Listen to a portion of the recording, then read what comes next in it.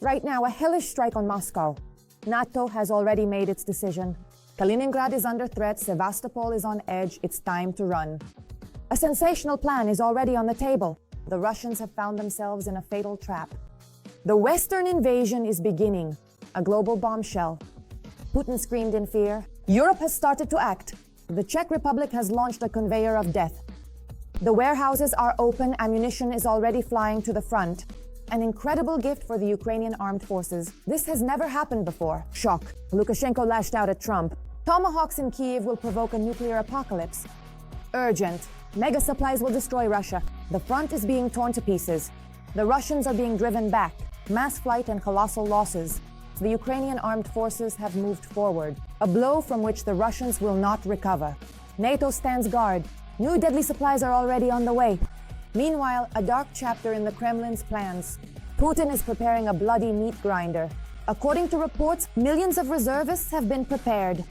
Cannon fodder is already on the way. All this and more in our upcoming report. Hotspot. An urgent apocalypse for Russia. Hellish chaos in Kaliningrad. The Russians are in the crosshairs. Sevastopol, get ready. NATO's attack will be brutal. This statement blew up the internet. A sensational plan is already on the table. Putin shouted when he heard it. Watch for all the details. Kaliningrad and Sevastopol will be destroyed in the first hours if Russia attacks NATO. This statement was made by former commander of the US Army in Europe, Ben Hodges. If Russia were to attack Poland in 2025 the same way it attacked Ukraine, it would be destroyed by NATO air forces and the alliance's ground troops. You can be sure Kaliningrad would be eliminated in the very first hours. In the first hours, Kaliningrad would be gone. All Russian facilities would be destroyed. Any Russian military facilities in Sevastopol as well. The general is confident that the alliance's response to an attack now would be immediate and devastating. But in 2014, the alliance missed something important. NATO countries allowed Russia to go unpunished for its aggression. If we go back to 2014 when the war began, Europe, the US and Canada generally supported Ukraine. But many countries were still too dependent on Russia for oil and gas supplies. People would say, come on, don't exaggerate, Russia is an important country, it has nuclear weapons. And back then, in 2014, we failed to make it clear that Russian aggression would not go unpunished. Even the Minsk agreements turned out to be a farce. No sanctions changed Russia's behavior. It had no respect for these worlds. Moreover, Russia's behavior became even more aggressive. For example, Russian propagandists personally turned Kaliningrad into a staging ground for military threats against Europe. This was done in particular by the Russian propagandist and State Duma deputy Yevgeny Popov. This summer, he released a report from the missile ship Buria and made veiled threats to EU countries saying, look, we have Kaliber missiles and they can reach over 2,000 kilometers. You can do the math yourselves to see where they can reach. Considering that we're in the Baltic and the range of the Kaliber missiles is roughly 2,500 kilometers, it's easy to calculate the potential strike zone. Against this backdrop, Hodges' words about destroying Kaliningrad in the first hours after an attack are not surprising at all. The complete and utter destruction of Russian military bases, specifically those located in Sevastopol and also in Kaliningrad, which was formerly known as Königsberg, is, in my considered opinion, a perfectly adequate and entirely appropriate response to the current situation, to a potential threat from the Russian Federation. Hodges' warning is not a hypothetical assumption. NATO has long been preparing for possible aggression, specifically from Kaliningrad. At the end of September, for example, Poland and Sweden practiced the defense of Gotland Island, a key element of security in the Baltic region, which is only 300 kilometers from Kaliningrad. These military exercises were intended to send a clear signal of readiness for joint defense in the Baltic Sea. Warnings are being sent both by Russia and by the current high-ranking NATO command. The commander of the US Army in Europe and Africa, General Christopher Donahue, also stated that the alliance could wipe out the Kaliningrad region in an extremely short time if necessary. He added that they have already planned everything. Back in August, General Donahue said the following about Kaliningrad, that if anything happens, if anyone is thinking about hybrid provocations on the eastern flank, the alliance has operational plans ready that would allow NATO forces in Europe to literally turn Kaliningrad into ashes within a few hours. But of course, Russian propaganda immediately went up the wall. They started howling that this is a provocation, a direct threat, and so on. But this statement from an active American general, and moreover someone who holds a position in NATO's military command, is a very direct and clear signal to the bunker and the swamps that everyone sees what you are doing and everyone sees what you are preparing for. And don't think that you are the only ones preparing. But it's worth noting here that most likely the destruction of cities is somewhat of an exaggeration. It's doubtful that NATO would set out to incinerate cities, and besides, it's simply difficult to do. But the fact that military targets will be ordered to cease to exist is a fact. Talking about the destruction of cities as a whole probably isn't warranted because, first of all, the terrain is quite complex. Secondly, you would need dozens of especially powerful bombs, including even tactical nuclear warheads. But the precise elimination of docks, specific warehouses, quay walls, and military ships that are stationed there is a completely feasible and achievable task. In fact, there will be plenty of targets for Tomahawks to hit. There are especially many military targets along the Baltic Sea coast. Here, both aviation, communications troops, and repair plants are concentrated. And Russia should really consider the consequences. But is that really the Kremlin's style? Urgently, the White House shocked the world. The Tomahawks did the unbelievable. Transfer of mega missiles to Ukraine. The decision is already on Trump's desk. Moscow is in the strike zone. Panic in the Kremlin, fear and shock. Watch for all the sensational details. A question that had long gone unanswered has finally been resolved. How can Ukraine launch Tomahawks if these are mainly sea-based missiles? That problem no longer exists. The solution was provided by the American arms company Oshkosh Defense. As it became known, this year at the annual AUSA 2025 Arms Exhibition, the company presented 3 new products at once. These are mobile vehicles for launching medium and long-range missiles. The largest, the Oshkosh HMAF, is designed for launching Tomahawk strikes from land. This system was handed over to the Marine Corps, which used it experimentally to determine whether it was convenient to use and whether they should expand their arsenal with such launchers. By the way, the XMAV is not the only solution for launching Tomahawks from land. Earlier, the US introduced the Typhoon missile system, which became the first US long-range missile launcher after withdrawing from the Intermediate-Range Nuclear Forces Treaty. As practice has shown, the system is reliable. However, for the conditions of the war in Ukraine, it is not the best solution. These are Mark 41 launch containers. They are pointed upwards and then fire in almost the same way as from a submarine or a warship. And you can see how big and bulky they are. And it would be quite impractical to send these launchers, which are not available in large numbers, to Ukraine. It would be fairly easy for Russia to track these missiles to their launch sites and strike not only the launcher, but also all the supporting equipment around it. But the XMAV systems, they're a completely different story. Its exact specifications have not yet been disclosed. The new system has only just been presented to the general public. However, it can already be said with confidence that this is a much more mobile system, which greatly reduces the chances of being hit by return fire. At the same time, the system is also equipped with the capability to operate remotely. This is an autonomous vehicle that can also be controlled remotely, like in a video game using a special joystick. Our Marines are already quite familiar with this. It can also be used as a transport vehicle that moves within a group. So you have one leader and the other vehicles follow it in convoy mode. The most important thing is that it's mobile and has a proven durable chassis. At the same time, it can carry several payloads at once for long-range fire support. Meanwhile, headlines in the world media are already filled with insider reports from Washington. For example, the Financial Times writes that Ukraine may soon receive up to 50 Tomahawk missiles. At the same time, the minimum number allegedly being considered for delivery is several dozen. This is a missile that can fly very close to the Earth's surface. It has an effective terrain-following scanning mode. It has quite a large warhead, almost 500 kilograms. And this is from all the missiles that are currently ready and available to NATO. This is the most powerful rocket, the farthest and the most powerful.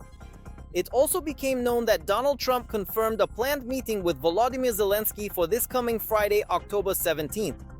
The key topic will be the supply of Tomahawks and their launchers. Considering that the West has already used Ukraine more than once to test its advanced weaponry, it is possible that the XMAV will undergo its first combat trial. specifically under the supervision of the Ukrainian armed forces. The key is not even the weapon itself. The key is the platform that enables its use. That's what needs to be discussed right now. Meanwhile, Western analysts are already competing to compile lists of possible Tomahawk targets in Russia. The most reckless of these is a strike on the Kremlin. Other top targets include the Crimean Bridge and military facilities across the Russian Federation. Let's take Odessa as an example of a launch point. It's not certain that the launchers will be placed there, but just as an example. Here we have 2,500 kilometers. That's well beyond Moscow. This covers the European part of Russia and even Nizhny Tagil, where the legendary tank factory is located, producing the T-72 and now the T-90. And a huge number of other targets that would fall within the strike zone. It's also worth noting that the further the issue of transferring Tomahawks to Ukraine progresses, the more panic grows inside Russia. This indirectly proves that these threats are too much for Russian air defense to handle. This time the Kremlin publicly made Lukashenko take the heat. He has already declared that if the missiles are transferred, a nuclear war will begin. However, just like in the fable about the boy who cried wolf, no one has believed the threats of this mustachioed boy for a long time. Breaking news. The Czech Republic, a conveyor belt against Putin, ammunition onto the front lines. Europe is changing the rules, the Czech Republic with Russia. Moscow is left with no chance. This is a strategic turning point that could bury the Kremlin's plans. Don't miss the details coming up next. Ukraine and the Czech Republic are creating their own Ramstein. The goal of our country is to deepen this cooperation through the signing of an intergovernmental agreement and a support program for affected enterprises, an industrial Ramstein, noted Ukraine's Minister of Economy, Environment and Agriculture, Oleksiy Sobolev. Not only the Czech defense industry, but also the country's political leadership at the moment of these so-called Czech initiatives is a key element in the material and technical support of Ukraine's defense forces. The Embassy of the Czech Republic in Kyiv reports that the Czech Republic supports Ukraine's democratic transformation and Euro-Atlantic integration both politically and through concrete projects and initiatives. For the Ministry of Foreign Affairs of the Czech Republic, Ukraine is a priority country for transformational cooperation, a country of special focus within Czech development cooperation, and also a beneficiary of humanitarian aid. At present, according to the Czech initiative, around 2 million artillery shells have already been delivered. This has significantly strengthened the position of Ukraine's defense forces at this moment, and counter-battery warfare, and accordingly the effectiveness of firepower against the Russian occupiers. The Czech side has supplied the Ukrainian armed forces with about 70 T-72M1 tanks, more than 140 infantry fighting vehicles, multiple launch rocket systems, and accordingly has delivered we are talking about a truly substantial quantity of 4.5 million rounds of ammunition, which includes various types of shells specifically designed for powerful artillery systems and numerous rockets, in addition to a wide array of different firearms and other related weaponry. Despite the war, 220 Czech companies remain in Ukraine. Also, as part of the cooperation, Ukraine plans to provide the Czech Republic with a list of the industrial equipment needed by enterprises affected by the hostilities. In this country, repairs are carried out on damaged armored vehicles and weaponry. In addition, artillery shells are produced here primarily of the Soviet 152mm caliber. These are the enterprises that have remained in the Czech Republic since the days of the Warsaw Pact. And considering that about 70% of the Ukrainian armed forces weaponry is still of Soviet design, this is invaluable assistance from this country. Within the framework of the Czech initiative, the processes of purchasing and delivering ammunition are being optimized. The Czech Republic, a steadfast ally, has also commendably transferred a significant number of both essential airplanes and versatile helicopters from its own dedicated Air Force units directly to the brave Ukrainian defense forces, providing crucial support in their ongoing efforts. At the present moment, the main and crucial initiative of the Czech Republic is specifically the creation of so-called coalitions, primarily and significantly aimed at improving the capabilities of Ukraine's defense forces in effectively confronting the ongoing brutal Russian aggression. The historical memory of the Czech people remembers well the disaster that Russia can bring to another land. That is why the Czechs support Ukraine, which is now fighting the aggressor, preventing the Russians from seizing not only their own country but all of Europe. Every voice matters. Join our community, support independent journalism and help us bring you the truth from Ukraine. Become a member of Ukraine Today. Join us now. Shock, the front is falling apart at the seams, the Russians are being driven back, there is a mass retreat and colossal losses. These details will surprise you. NATO stands guard, Finland, Lithuania, Estonia, the Netherlands, Norway. New deadly supplies for Ukraine are already on their way. A blow from which the Russians will not recover. Watch for all the latest events you may have missed. Good morning in a beautiful Russia. An oil refinery in Bashkortostan is under attack. SBU drones flew 1,400 kilometers to strike the Bashneft oil refinery in Ufa. The fate of the Tomahawks is close to being decided. Trump is ready to share. He wants weapons. He would like to get Tomahawks. Everyone wants Tomahawks. And we have a lot of them. But as for Lukashenko, it seems he's caught the nuclear rhetoric from the Kremlin. No Tomahawks can solve the issue. This escalates the situation to nuclear war. Not to shoot down, but to push out. Rutte's new tactic. Mark Rutte stated that if we had shot down Russian planes over NATO, we would have appeared weak. According to him, now they will simply be gently escorted out of the sky. War is near. Kaliningrad will be destroyed in a matter of hours. If Russia attacks a NATO country, the response will be immediate, and nothing will remain of Russia's military facilities. Turkey is preparing for war. Ankara has signed a contract to purchase 40 Eurofighter Typhoons from the UK and Germany, strengthening its combat capabilities. And Russia begins attacks against NATO. Russia is moving to the so-called Phase Zero. They were going to storm it, but didn't make it. Professional liquidation of Russians.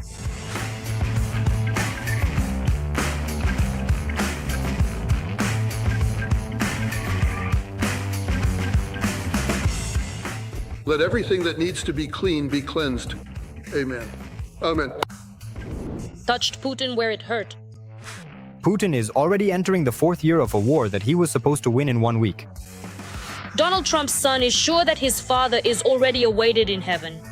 I can say this as a son because I have seen God's hand on him for a very long time, guiding him through the most unimaginable, dark path. Lukashenko has started to believe in himself, but is the US ready for this? We are ready to make a big deal with them. On one side of the scale are their issues. Questions, requests, and demands. On the other side of the scale are our questions and demands. More weapons will be supplied to Ukraine. Finland is increasing its support for Ukraine. The country is joining the PURL initiative. It will purchase American weapons for the armed forces of Ukraine. A coup in France.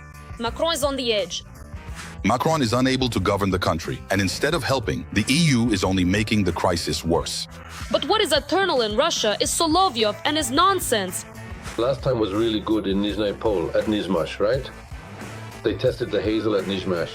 It was a very good decision. Here you can go by British law if you go by the code. Although, to be fair, Solovyov isn't the only one in Russia with problems in the head. Well, just wait, the wolf is smoking. But in reality, he doesn't smoke. Take Crocodile Gina, for example. All of this is subconscious programming of our population.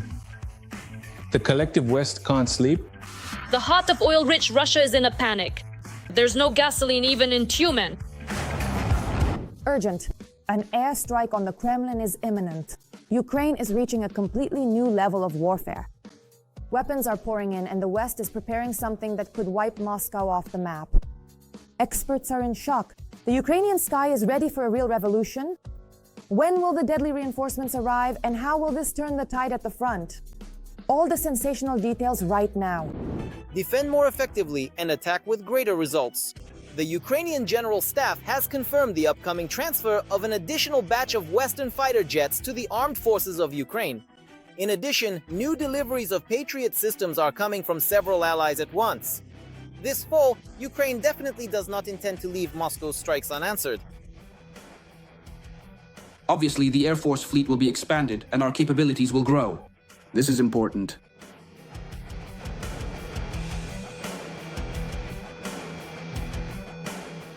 Lieutenant General Ivan Havrilyuk, the first Deputy Minister of Defense of Ukraine, told the BBC in an interview that Kyiv is preparing to receive several types of new aircraft at once. We asked Havrilyuk when the next deliveries will take place. He replied, "Let's just say, when you see them in the skies over Ukraine, then you'll know." Bravo! A very good, correct answer. so that the enemy doesn't understand or know, and so there are no expectations here either. It's a clear, normal, pragmatic, working position. They'll be in the air carrying out combat missions, and we'll see. The only thing Havrilik revealed was the models of the upcoming reinforcements. So, we're talking about a new batch of F-16S, French Mirage 2000S, and Swedish Gripens. These are indeed highly effective and very powerful aircraft developed by the innovative Swedish industry specifically to skillfully counter a much stronger and significantly better resourced adversary. Analysts explain that given the number of sorties flown by Ukrainian aviation, the issue of maintainability is far from the least important. It is also extremely important that the aircraft can be equipped with Ukrainian, European and American weaponry. After all, supplies to Ukraine are now coming from all over the world, and the Gripen meets these requirements. The Swedish army has been prepared all these years to fire at the Russian Federation if necessary, and accordingly, and the aviation equipment they developed, specifically the JAS-39, was designed to be maintainable, relatively inexpensive, and highly versatile. At the same time, in terms of maneuverability, they are a cut above all Soviet aircraft and many Western ones, which will give our pilots a clear advantage when operating directly near the front line. The fighter jets are very reliable, highly effective, and in some technical aspects, they are even better than the F-16S we are expecting to receive.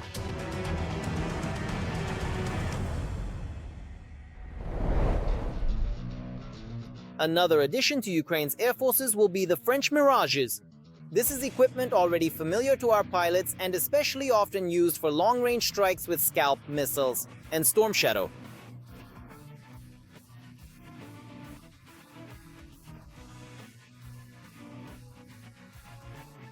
And the formidable, highly skilled ninja, the legendary master of ninjutsu, Storm Shadow, at precisely the exact same identical moment in time, simultaneously and concurrently, at that very instant.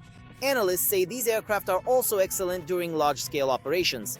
The point is that the French jets have an advanced data transmission system between aircraft which allows them to carry out missions more effectively as a group.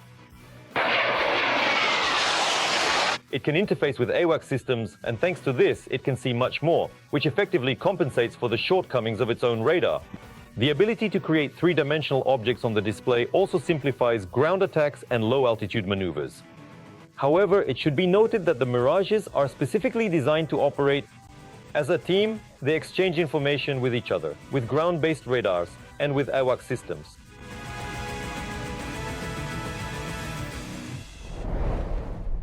In addition to carrying out more effective strikes, Ukraine will also be able to defend itself more efficiently. According to President Volodymyr Zelensky, Israel provided us with an additional Patriot air defense system at the end of the summer. 2 more systems are already on their way.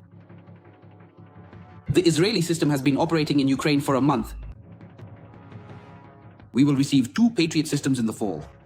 All right, that's it. I won't say anything more about the Patriot. But the German Defense Minister Boris Pistorius, on the other hand, was quite willing to talk. He confirmed that it is Berlin that is handling the delivery of Patriots to Ukraine, in addition to the 3 already delivered.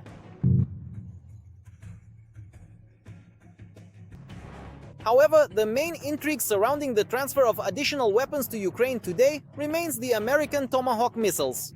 The Institute for the Study of War stated that Moscow is already trying to disrupt these deliveries, claiming that in response it might deploy its own Oreshnik in Venezuela.